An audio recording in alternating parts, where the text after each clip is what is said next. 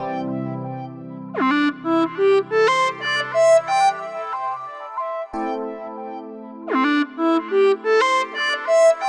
guys, how is it going? I hope you guys are doing well. Thank you so much for joining me on another episode of a Film Life vlog. Today I want to continue from my last episode, which I talked about how to mix the chemicals from the press kit, the C41 chemicals. And from that video, I got a suggestion from one of you that actually talked about why not just do my next video, just focus on actually just taking the film out of the canister and how to do that, and actually how to put it on the reel as well. So for this episode of the vlog, I'm just going to solely focus on that process, because I know that that's a process that a lot of you out there might find intimidating, a bit confusing, and maybe that's the reason why you have not attempted developing film.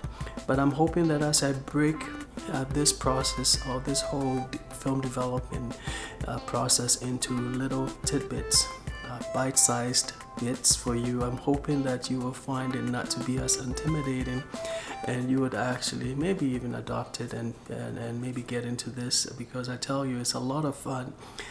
Shooting film is a lot of fun, but trust me, once you start developing your own film, it's a different level of engagement, it's a different level of satisfaction, it's a different level of just enjoyment.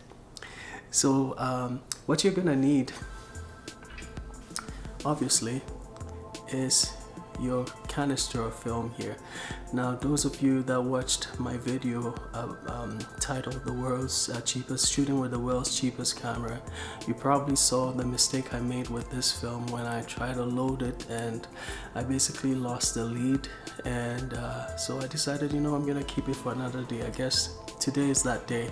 So I'm gonna use this film. I'm gonna sacrifice this film. It's actually not exposed yet, but the lead is lost into the canister here.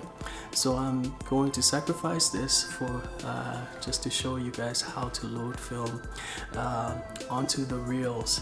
And also, you're gonna need just some cheap can opener, just a cheap, but I would recommend this particular kind, not just any can opener. Actually, the cheaper the better, because what you're gonna need is just this part here, and pay attention to it. You can get this from the dollar store, you can get this from your grocery store, I guess, but this is the part that you need. This is the part that you need, okay? It's a bottle opener part. You're gonna need some nice scissors, okay? The sharper, the better. You're gonna need this particular tank. You may have this already. It's basically a light, tight tank. So the brand I have here is the Paterson tank. Now there are different components of this tank here, and on top there's a lid, right? And when you take that lid off, there is a funnel-shaped cap, okay, like that. It's funnel-shaped, and that actually fits into, if you look, there are these notches around the side here, and this actually fits into it. You have to make sure that you spin it, and it's not falling out, okay? That's very crucial. You don't just put this part in. This is good. It's a good habit. Good practice is always make sure that you spin it and you feel it. That's now second nature to me, because I've had the incidents when I didn't spin it enough, or because you have to do a lot of tilts and turns in order to agitate the film. I've had the incidents where this has actually come loose and almost fell out, and that could lead to light exposures, or you could basically ruin your negative, or ruin your film. So that's crucial, okay? So that's the cap here, the funnel-shaped cap, and then inside are these reels. These reels are joined together by this stem here, right? So it is important to take note of these parts, right? There's the reels and there's the stem. Now, some reels are adjustable. Okay, some reels you can adjust them, and I'll show you. I have another one that is actually adjustable. This particular set here is fixed, and you can only use this for 35mm film. So that's something to take note of. The thing about this particular Paterson tank is that when this goes in, okay, it's actually amazing. When this goes in, you notice that there's a little gap in here, right? And the stem actually is very crucial to keeping this whole can light tight, or the contents of the tank light tight. So look carefully, there's a hole that goes through it, right? However, because your film will be reeled or will be spooled around this, right? And because it goes in the can, right there, you see that the amount of light going in there is very low. And then add to the fact that this would, because of the spout here, it only allows liquids to go through that hole in there. And because of the shape of it, it actually seals the rest of the light from getting in there. So the basic design of this is that liquids can get in, but light does not get in. Okay, but in order to just guarantee that you have your light tightness, there's also a cap that goes on top while you're doing your processing. That's basically the principle of this. I have other cans that I'm gonna show you as well. I have this other can here. What brand is this? I got this with one of my enlargers. It came in that lot. This is it's made in Spain. It's called Medidas del Film. I'm not sure. Just leave this on for a little bit. If you know what brand this is, let me know. Now this one is a different design, as you can see. It also has that stem, which is basically that stem connects to the top here, so you can pour liquids in here and it goes right into the rest of the can, right? So liquids can go in, and the light tightness of this is guaranteed by also capping this as well when you're doing your agitation.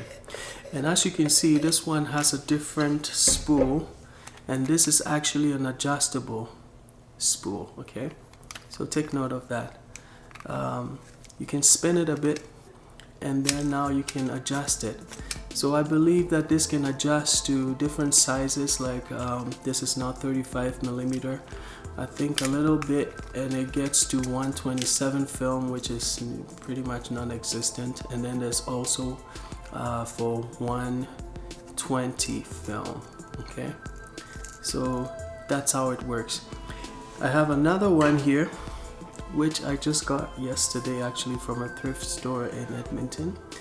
I love this because just pay attention to it. It only takes one reel.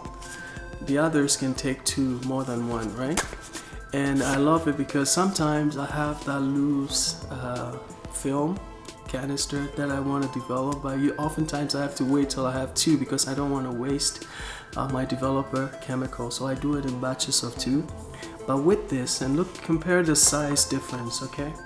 Look at the size difference. So this is so small that I can do small batches. I can do one.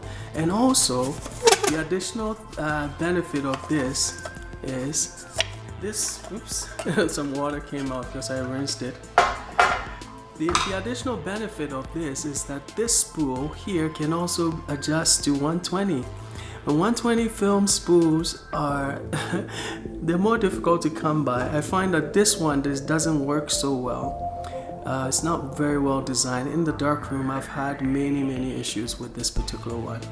But this looks like it's well designed. It's really nicely built. And the thing about this is that it can also adjust to a 35mm size.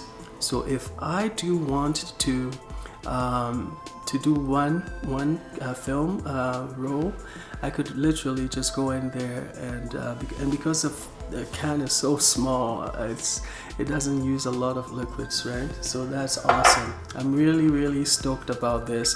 And this is a similar design when this goes on top in the can and on top. It basically guarantees a light tightness. In order to fill it with liquids, you would pour the liquids in here and you will cap it when you're done and do your agitation just like that. Okay, so that is the basic mechanics of your can, so your tank. Now that said, now there's another thing that I want to talk about. Okay, basically when you want to load film onto these reels, right, like that, you're gonna need to be in a dark space.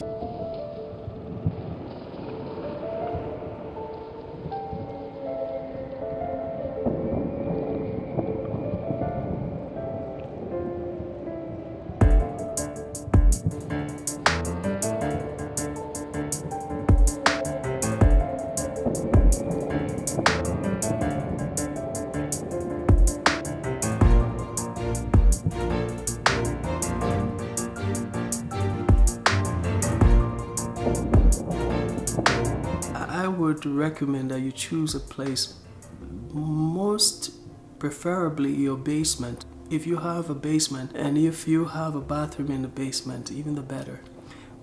In order to guarantee the light tightness in that bathroom that I have in my basement, I only load film in the night.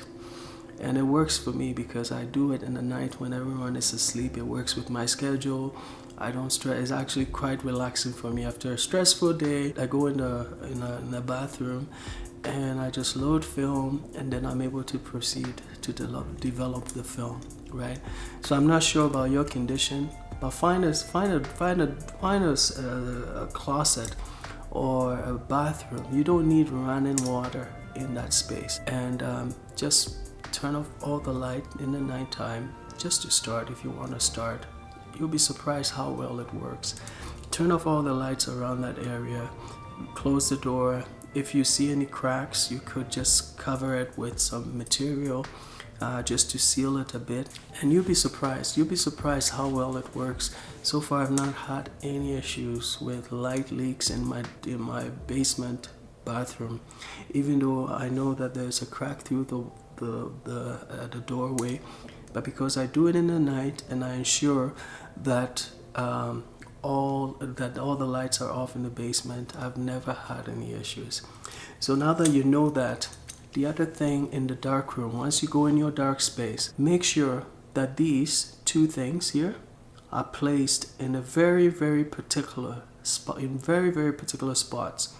Okay, I always put this to my left side, and I always put this right in front of me. Okay, and I know exactly where to put them. Find a spot that you can identify just by touching and feeling, and then you put these on, and then you also arrange these in order. So I'm gonna just demonstrate that. I'm gonna turn this camera around and I'm gonna demonstrate what I'm talking about. So in the dark room, what I tend to do, imagine I have this is my sink area. I usually do this around the sink area. I would put my pair of scissors on the left side here. I would put this right in front of me, right, like that, and then I'm gonna proceed and put this in a very particular spot here so I can reach out and feel it. And what I also do then is also this particular one here, I tend to put it right against the wall because I don't want this to fall on the floor and I have to look in the dark trying to find it. So I put all this one in particular towards the wall near of the sink, right? And the other thing you have to take note of about these reels is that these reels have a hole in, like a little gap through here, right? Pay attention to the direction that this goes. This is going this spiral is going this direction, right? With the gap right there. Pay attention to that, very important. You always want to put your reels in a spot. Because I'm left-handed, I find that putting it in this direction with the exposure on this side helps me. So that I put the first one here, I put the second one here like that, because what the rationale for this is, in the dark I want to be able to just reach for it and be able to hold it and feel for it and know the direction that this is going in. So I'm able to slip it right in, right? That is crucial, okay? Do not ignore that. And then put your lid as well. Know exactly in the same order. I always put my stuff in the same order. I always keep the can towards the side here, so I know what to feel for in the dark, because you don't want to be fumbling in the dark. Okay, and now you have your can. So this is right in front of you, and this is what you do basically. So simple, okay? With your can, you just feel in the dark. So we're doing all of this in the dark. This has to be done in the absolute darkness here, but it's easy because, and usually before I continue, I put this stuff in my pocket. I put the film canisters in my pocket. As I said, I'm usually developing in batches of 2. So I put them in my pocket. The last thing I need is to be fumbling for or searching for one of these canisters in the dark. So it's very important that you do that. And look what I'm doing. I'm just using this can opener thing to just pry open this. Once you pry one side open, you can pry the remainder. So all this is being done in the dark, and just like that. Okay, I can just pop this right open like that, and now I have my film in there. You take it out in the dark. This is how it looks in the dark. Okay, without unspooling it, you just feel for the lead here. You notice the little shape here. I know exactly where my pair of scissors is, so I'm feeling for it. I go for it, and I feel for the edge here, where the shape here is, and I'm going to cut in the dark. It's easy. This stuff is so easy to do, guys. So don't be intimidated by it. You have to cut off that lead, that little shape there, and you know that you've already placed this in the right spot, so you pick it up in the right order, and you feel for both edges here. I know where these are, so I start slipping this into it. Pay attention to this bearing. You see this bearing here? There's another one on this side here. You have to make sure that you get past that bearing before you start twisting this and to load it automatically, or to feed it automatically. There's a reason for that. If you do not get past that bearing, you will have a hard time trying to get this on. So make sure that you use your finger and your thumb here like that to pull it past that bearing once it's in. And this, guys, once you do this once, twice, you will find it to be second nature. And then in the dark, you're keeping your hand here to block off this so it doesn't unspool. You don't really want that. It becomes messy and stuff. So what I do is I almost like trap it here like that, and then I just go, and you notice that it's loading this. Watch it. Pay attention to the mechanism. You see how it's going through the spiral? It is quite amazing in the dark when you're doing this, and you will just literally feel this portion you're getting lesser and lesser. And the other thing you have to watch out for is, as you're doing it, keep almost like you're keeping your fingers around this side here, so that you will feel it if it becomes undone, like it pops out. Sometimes the edge here will pop out, so you're almost keeping your fingers like that in this position like this to keep it in place. And you just notice that it tried to pop out from here, so I place it back. It's easy, guys. You see what just happened? if this happened to me in the dark, I would know how to just slip it back in. And I know because I can feel for the edges here. I can feel for this, and I'll be able to put it back in. And the reason why it's doing that is because something is wrong with my tip right there. You see this little tip here? It looks like I didn't cut it well enough. If this happens, I'm glad this is happening, because if this happened to you in the dark, all you have to do, guys, is just try and roll it back in the dark, take it off, and I'm glad this is happening because it's happened to me before. In that case, it means that I didn't trim this enough. Okay, so you just go ahead and cut it again. It's very good that this happened because it's actually happened to me in the dark. So here, let's do this again. And technically, if not for the fact that I slipped it past that bearing over there. If not for the fact that I'm doing this with you guys, this will be done in a minute or less. Look at that. You see how quickly that is going on now because I trimmed off the front, the edge there. And you notice it's just going on. It's just really picking on nicely. I keep my thumb on these two edges, and now look, we're at the end of the row. I'm gonna feel for this, and I'm gonna cut this off in the dark. Okay, like that. You make it go in a bit more, and look at that.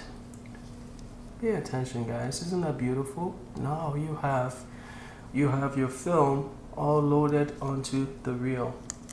Everything is set, and the way this works is that you see the gaps in there.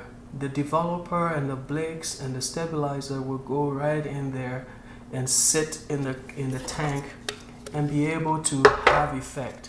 When the film is touching in there, when it's not loaded properly, you're gonna have spots where the developer does not have enough contact with the material. Like you need a fresh, that's why we agitate, to make sure that there's fresh developer going onto the film itself, having contact with the film at all the time in the allotted time. And that's why there's those timed agitation, right?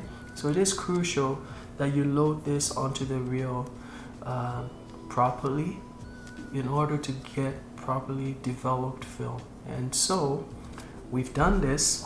We reach for our stem. You know exactly where the stem is. You put it on. It doesn't matter what direction you put this on. It could go this way, it could go the other way. It's all the same. So don't worry about that. And what I do at this point is I always put it right into the can, because I don't want this to be lying around, then I hit it by mistake and then it falls and I have to search for it. So I put it right in the can, and just for the sake of this demonstration, let's assume that we've done the same for this reel as well. And what you do is you put that on top and press to make sure that it's on. And what's next? You know exactly where you put this. You reach for it, right? You put it on top. And remember what I talked to you about. Twist until it stops, okay? Until you feel that it stopped. Make sure it's not falling off. That's a crucial step. Now, look what we did. We're done. We're done loading the film onto the reel. Please do cover it up. It doesn't have to be really tight, but cover it up, and now you are ready for your chemicals. And now that you're done, you're going to clean up your area. I always believe in that. Make sure your house is not, that your wife is not upset with you just because you keep on leaving your stuff lying around. This stuff can cut children. If you leave it around, it can really hurt your kids. And plus, you don't want your kids to be exposed to any of this stuff. You don't want them to be exposed to your chemicals as well. So keep those in a safe place as well. Make sure that when you're done, you clean up after yourself, okay? That's part of the responsibilities of being a good film photographer. So that's it. You are absolutely done. Isn't that exciting? So you have your film loaded onto the reels here, and usually this takes me no more than 3 minutes. Okay, from the beginning to the end of this process. I hope that I've been able to break this down to a level where you can see that you should be doing this. Once you start, you may fumble a bit, but if you keep at it, you will notice that you'll get better, as with most things. And the chemical processing, the whole processing doesn't take more than 15 minutes, at least for me. So the whole process itself shouldn't take more than 30 minutes. Maybe if you're starting off, it'll take you about 40 minutes, but 30 minutes is really the benchmark. It's really the target when we're doing this. But I'm really excited to share this with you. If this really helped anyone out there, if this helped you, if you found this to be enjoyable, please do click the like button. That would be very much appreciated. And if you have not already subscribed to this channel, please do click the subscribe button.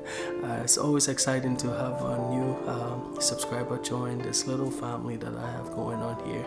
And I'm gonna ask one more thing of you guys. If you can share my videos to your friends and to your contacts and to your circle of friends and social media, that would be excellent. I mean, that would really help what I'm trying to do here, because at the end of the day, I'm just trying to do my little bit to hopefully help to help others see the beauty in film photography. So anyways guys, I'm really excited. I hope you guys are enjoying your day. I hope you guys are enjoying the warm weather and the spring. It's almost summer now. And as always guys, have a wonderful day and stay safe.